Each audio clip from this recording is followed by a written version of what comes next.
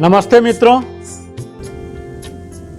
मेरा अगला सवाल आपसे यह होगा कि प्राणायाम की वो कौन सी सिर्फ 10 प्रमुख सावधानियां हमें बताएं ताकि उन सारी सावधानियों को हमारे दर्शक अपना सकें और ज्यादा से ज्यादा लाभ उठा सकें। तो चलिए आपके सवाल के जवाब में ही हम यह भी बता दें कि वो कौन सी प्रमुख 10 सावधानियां हैं। तो इसमें सबसे पहली सावधानियां जो है, आप 3 बात को माइंड में रख लीजिए, ये बड़ा ही जरूरी होगा मित्रों। सबसे पहला तो यह रख लीजिए कि आप जो काम भी कर रहे हैं, विशेषकर मैं प्राणायाम की बात कर रहा हूं तो प्राणायाम की बात रखिए। आपको विश्वास रखना है, पॉजिटिविटी रखना है, रिजल्ट के प्रति विश्वास रखना है, आश्वस्त रहना है कि हमें सकारात्मक परिणाम मिलेंगे।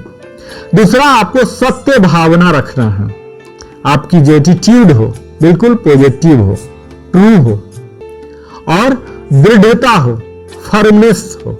आपने जो डिसाइड कर लिया कि हमें करना है प्राणायाम तो करना है। फ्लेक्सिबिलिटी नहीं होना चाहिए कि कुछ बोल दिया, कोई मिथ आ गया, कभी आलस्य आ गया, कभी अकर्मण्यता आ गया, कभी अविवेक आ गया। तो ये तीनों मुख्य बातों पर आप जरूर ध्यान दें। विश्वास है, सत्य भावना है और दृढ़ता है। इसके साथ ही अगर हम दूसरी सावधानियां की बात करते हैं तो प्राणायाम जब भी आप करते हैं, ये करने से पहले हमारा शरीर अंदर से और बाहर से भी शुद्ध होना चाहिए। यानी कि हमें क्या करना, हमारे बाउल एम्प्टी होना चाहिए, हमारे ब्लैडर एम्प्टी होना चाहिए। यानी कि इससे पहले ही आप मल मूत्र त्याग कर लीजिए, आपका शरीर बिल्कुल हल्का हो प्राणायाम करने से पहले ही। अब अगर तीसरी सावधानी की बात की जाए मित्रों, तो बैठने के लिए आप जमीन पर कदापि न बैठें, उस पर एक इंसुलेटर की तरह आसनी बिछाएं जो कि हल्का सा स्पंजी भी हो और जमीन से आपको एनर्जी को डिस्चार्ज ना करे।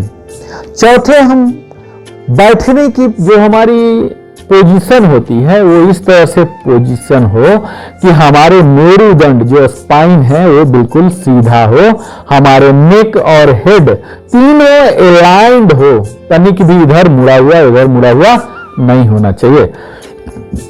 और अगर आसन की बात की जाए मित्रों तो सिद्धासन पुरुषों के लिए और महिलाओं के लिए सिद्ध योनि आसन प्राणायाम के लिए और ध्यान के लिए सर्वोत्तम माना जाता है। लेकिन अगर आप नहीं कर पा रहे हैं तो पद्मासन कर लीजिए। अगर पद्मासन भी नहीं कर पा रहे हैं तो अर्ध पद्मासन कर लीजिए। अगर वह भी नहीं हो रहा तो सुखासन या वज्रासन या किसी और भी पोजीशन में बैठ के, यहां तक कि कुर्सी पर बैठ के भी आप कर लीजिए जिसमें कि आपको आराम महसूस हो। लेकिन यह ध्यान देना है कि आप उसी आसन में बैठिए जिसमें आप अधिक समय तक बैठ सकें बगैर कोई मूवमेंट के। छठी अगर बात की जाए मित्रों तो प्राणायाम करते समय हमारे हाथों को या ज्ञान मुद्रा में या यह चिन्ह मुद्रा, ज्ञान मुद्रा किसी में भी रखिए या कोई भी ऐसी मुद्रा में ही आप रखिए। 7वां की अगर बात की जाए तो हर सांस के आने जाने के साथ मन ही मन में ओंकार का आप जाप अवश्य करें। यह आपको आध्यात्मिक लाभ भी दिलाएगा, शारीरिक और मानसिक लाभ के साथ साथ, यानी कि आप बोनस के भी हकदार बनने जा रहे हैं। हमारे शरीर में कहीं भी किसी प्रकार का तनाव नहीं होना चाहिए। यदि तनाव में हम प्राणायाम करते हैं तो उसका लाभ नहीं मिलेगा।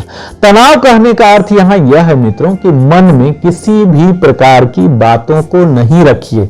यानी कि हमें वह कुछ बोल दिया या मुझे कुछ बोलना है किसी को, हमें वो दुखी कर दिया, हमें वो खुश कर दिया, किसी भी तरह के आप बिल्कुल जीरोइंग माइंड को बिल्कुल जीरो करके ही प्राणायाम करने जाइए, तभी आप फुल फायदा इसका उठा सकते हैं। और 8वां है, हमें अपने शक्ति का अतिक्रमण नहीं करना है, यानी कि जहां तक आराम से हो सकता है उतना ही करना है। बिल्कुल आराम से सांस का आना जाना, बहुत ज्यादा समय तक इसे रिटेन करके होल्ड नहीं करना, क्योंकि इससे हमारे लंग्स डैमेज भी हो सकते हैं मित्रों। अब अंतिम बता दूं कि जिन लोगों को हाई ब्लड प्रेशर या हार्ट की बीमारी या रिसेंटली ही कोई ऑपरेशन करवाए हैं, उन्हें या तो नहीं करना चाहिए या बिल्कुल धीमी गति से होना चाहिए या योग चिकित्सक के परामर्श पर ही करना चाहिए। तो ये सब कुछ सावधानियां हैं मित्रों, जिन्हें कि अगर आप सावधानियां बरतें तो बेहतर परिणाम की संभावनाएं हैं।